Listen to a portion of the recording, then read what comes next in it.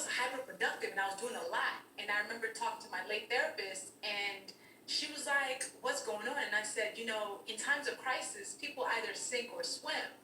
And she looked at me and said, "Why do you have to sink or swim?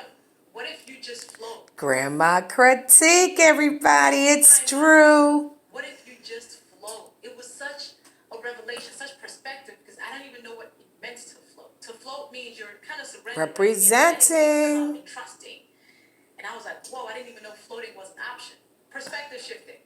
Well, Lovey, you're a great person to ask about this because you're such a doer and you're so prolific and you never stop. There's Drew. I mean, your TED Talk has 5 million views alone. I mean, you are just out there. You have interviewed Oprah. She has ordained you.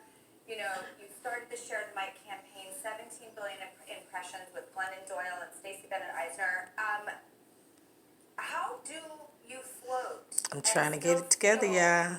It's Drew. Getting it all done. Is that possible? Maybe you're not supposed to get it all done. Love Floating it. might look like surrendering the fact that your to-do list does not get completed. It might mean you sleep a little bit more because that's what your spirit needs. So floating might actually look like, maybe you are too productive. Maybe you should relax for a bit. Maybe you should take that nap. Wow. It's true because we're all beating the crap out of ourselves. We're not giving ourselves breaks. There is That's right, no room ladies. for a lack of getting it done. And, I'm going to really take that in, Lovey, and I trust you so implicitly. Lovey's so beautiful. Miss Jones. You call yourself a professional troublemaker. Uh-oh. And you're rebranding trouble.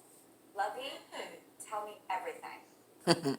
So I think being a professional troublemaker is a good thing, because to be a troublemaker is to be a disruptor for good. The troublemakers in our lives are the people who speak up in the meeting and say, "Hey, let's think about a different idea for this campaign." They're the ones who ask your uncle to not give that. I love Drew, y'all.